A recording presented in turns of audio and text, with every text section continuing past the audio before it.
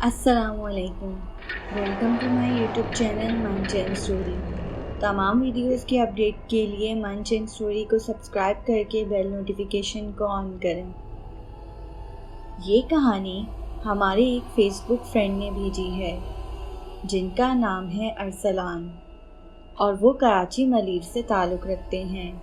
تو کہانی کچھ یوں ہے کہ وہ کہتے ہیں ہمارے گھر پر ایک عورت کام کرتی تھی۔ وہ ایک کرسچن تھی، پر وہ بہت اچھے اخلاق کی تھی۔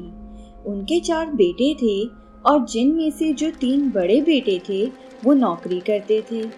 ان کے سب سے چھوٹے بیٹے کا نام مرزا تھا، اور اسے کبوتر بازی کا بہت شوق تھا۔ میں جب بھی اکثر ان کے گھر کے پاس سے گزرتا تھا تو وہ اپنی چھت پر چڑھ کے کبوتر اڑا رہا ہوتا تھا، چاہے کوئی بھی وقت ہو، گرمی ہو یا سردی، صبح ہو یا شام۔ اس کو بس کبوتر اڑانے کا اور ان پر شرطیں لگانے کا بہت شوق تھا۔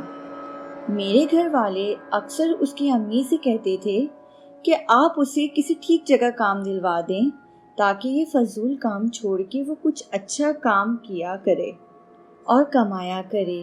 تو اس کی امی نے بتایا کہ وہ بھی اس کی اس حرکتوں پر بہت ناراض ہیں، پر مرزا کی دوستی ایسے لوگوں سے ہے جو اس کو ٹھیک راستے پر چلنے نہیں دیتی۔ وہ یہ کہہ کر اداس ہو جاتی تھیں، تو ہم بھی انہیں دلاسا دینے کے لیے کہتے تھے کوئی بات نہیں، ابھی وہ چھوٹا ہے، وقت کے ساتھ ساتھ وہ سدھر جائے گا، جس سے ان کو کچھ حوصلہ مل جاتا تھا۔ میں ایک دن اپنے دوست کے ساتھ گزر رہا تھا تو میں نے مرزا کو نشے کی حالت میں دیکھا۔ وہ اپنے دوستوں کے ساتھ بیٹھ کے نشہ کر رہا تھا، جس پر میں نے اسے بہت ڈانٹا اور اس کے سب دوستوں کو بھی ڈانٹ کے بھگا دیا۔ پھر میں نے اسے بٹھا کے سمجھایا کہ یہ سب کر کے تم اپنی اور اپنے گھر والوں کی پریشانیوں میں اضافہ کر دو گے۔ تم ان کاموں کو چھوڑو اور یہ کبوتر بازی کو بھی چھوڑو۔ اگر تمہارے پاس کرنے کو کام نہیں ہے تو میں کوئی کام دلوا دوں گا، جب تک تم مجھ سے ہر ہفتے خرچی لے لیا کرو، پر یہ سب کام نہ کیا کرو۔ اس نے مجھ سے معافی مانگی اور کہا آئندہ میں ایسا کچھ نہیں کروں گا اور کبوتر بازی بھی چھوڑ دوں گا۔ کچھ دن گزرنے کے بعد میں نے جب اس کی امی سے پوچھا کہ کافی دن گزر گئے، آپ نے مرزا کے بارے میں کوئی بات نہیں کی، کیونکہ وہ آئے دن مرزا کی کوئی نہ کوئی بچگانی حرکتوں کا ذکر کرتی رہتی تھی، تو انہوں نے بتایا کہ ہاں میں تو بتانا بھول گئی تھی کہ میرا بیٹا تو بہت سدھر گیا ہے، اب تو وہ کبوتر بھی بیچ آیا ہے اور کہہ رہا تھا کہ میں کچھ وقت میں نوکری بھی کروں گا۔ یہ تو سن کے مجھے تو بہت خوشی ہوئی کہ چلو وہ سدھر تو گیا۔ اس بار جب وہ مجھے ملا تو اس نے مجھ سے کہا کہ ان کی کرسمس آنے والی ہے تو مجھے کچھ پیسے ادھار چاہیے، میں آپ کو وہ پیسے واپس دے دوں گا۔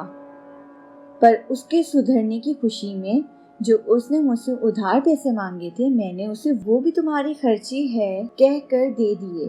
اب اگلی رات کرسمس تھی۔ ان لوگوں نے بہت اچھے سے اپنی کالونی کو سجایا ہوا تھا اور سب باہر کرسمس منا رہے تھے۔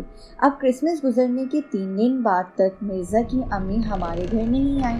گھر کے بہت سے کام تھے، تو امی نے مجھ سے کہا کہ تم ان کو بلا کے آ جاؤ۔ اب میں ان کے گھر گیا تو مرزا کی امی نے مجھے بتایا کہ میرے بیٹے مرزا کی طبیعت بہت خراب ہے، میں نہیں آ سکتی۔ امی کو بتانا کہ کچھ دن کا ٹائم دے دیں جب تک میرا بیٹا ٹھیک ہو جائے۔ اب ان کی کالونی کے پاس میرا ایک دوست بھی رہتا تھا جس کا نام شہباز تھا۔ واپسی میں مجھے وہ مل گیا۔ اس نے مجھ سے کہا کیا تم مرزا کے گھر گئے تھے؟ میں نے کہا ہاں، اور اسے کیا ہو گیا اور اس کے گھر کے پاس اتنی رش کیوں ہے؟ تو اس نے بتایا کہ کرسمس والے دن اس نے پھر نشہ کر لیا تھا اور اس کے گھر کے پاس ایک نیم کا جو درخت ہے، یہ اس نیم کے درخت کے پاس گرا ہوا ملا تھا، اور اس درخت کے بارے میں ویسے بھی بہت سے لوگوں نے بہت خوفناک باتیں بتائی ہوئی تھیں۔ مجھے تو یہ سن کر خوف طاری ہو گیا اور میں اسے اللہ حافظ کر کے گھر کو بھاگا۔ میں نے اپنی امی اور ابو کو سب بات بتائی تو ابو نے کہا کہ میں اس کے گھر جاتا ہوں اور اس کے ابو سے بات کرتا ہوں۔ ایک مولوی صاحب ہیں جو بنا کسی اجرت کے جن کو اتارنے کا عمل کرتے ہیں، اور ابو مرزا کے گھر چلے گئے۔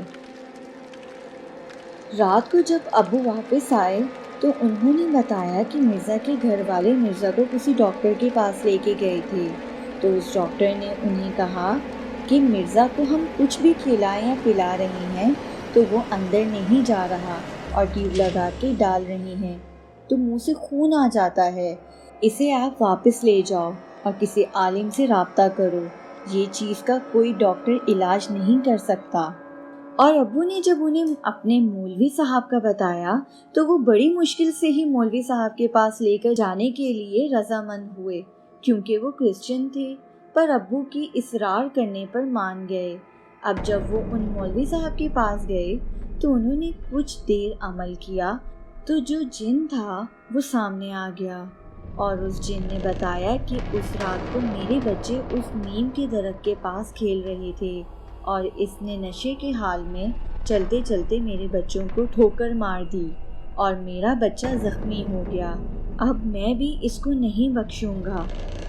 تو مولوی صاحب نے اسے کہا کہ یہ بھی بچہ ہے، اس بار اسے معاف کر دو، اس نے کچھ جان بوجھ کے تو نہیں کیا، تم نے جتنی سزا دینی تھی اسے دے دی، دیکھو اس کا تم نے حال کیا کر دیا ہے، اب بس کر دو، تمہارے بھی بچے ہیں۔ پر وہ نہ مانا۔ کچھ دیر تک مولوی صاحب دوبارہ عمل کرنے لگے اور پھر مرزا نے اپنے باپ اور ماں کو دیکھ کے ایک زور کی چیخ ماری۔ وہ چیخ دراصل اس جن کی تھی جو اب مرزا کے اوپر سے جا چکا تھا۔ مولوی صاحب نے کہا کہ تم اب جا کر اس کا علاج کرواؤ، اب یہ اللہ نے چاہا تو بہت جلدی ٹھیک ہو جائے گا۔ اور کچھ عرصے تک مرزا کا علاج ہوتا رہا۔ کافی مہینوں کے بعد جا کر وہ اب صحت یاب ہو چکا ہے اور اب وہ ایک کمپنی میں نوکری کرتا ہے۔ فرینڈز، اگر آپ کو یہ ویڈیو پسند آئی ہے تو ویڈیو کو لائک اور شیئر ضرور کریے گا، اور آپ بھی ہم سے اپنی کوئی سچی کہانی شیئر کرنا چاہتے ہیں تو ہمارے face book channel Munch and story کو لائک کر کے اپنی کہانی بھیج سکتے ہیں۔